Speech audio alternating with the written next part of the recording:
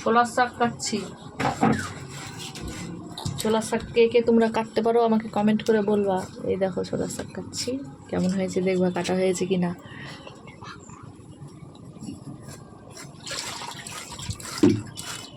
আজকে আমাদের ছোলার শাক হবে, তারপরে চিকেন হবে, তারপরে আলু ভাজা হবে, বেগুন ভাজা হবে। মা তুমি কি আমাদের বাড়ি একজন বেড়াতে আসবে তো, রান্না করছো? হ্যাঁ, এই যে রান্না করছি। আমরা বৌমা আর শাশুড়ি রান্না করছি।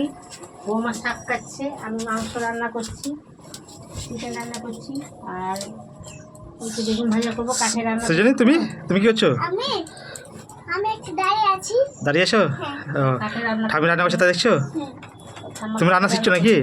তুমি রান্না শিখছো? হ্যাঁ, ও তাই, বড় হয়ে রান্না করব। রান্না করবা? কি রান্না করো তুমি?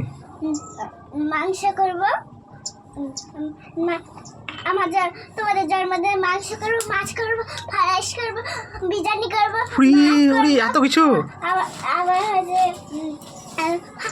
আবার হচ্ছে পায়েস করব, আবার হচ্ছে চাটনি করব। কার জন্মদিনে? তোমাদের ওরে না, আবার হচ্ছে তুমি আমার সোনা মান তাই না? হ্যাঁ, টাকাটা হলো না এখনো? চলছে নাকি? তো কাটছি তো। ছোলার শাক তাড়াতাড়ি কাটতে পারা যায় না, সময় লাগে। সময় লাগে, পারি না, আস্তে আস্তে কাটতে।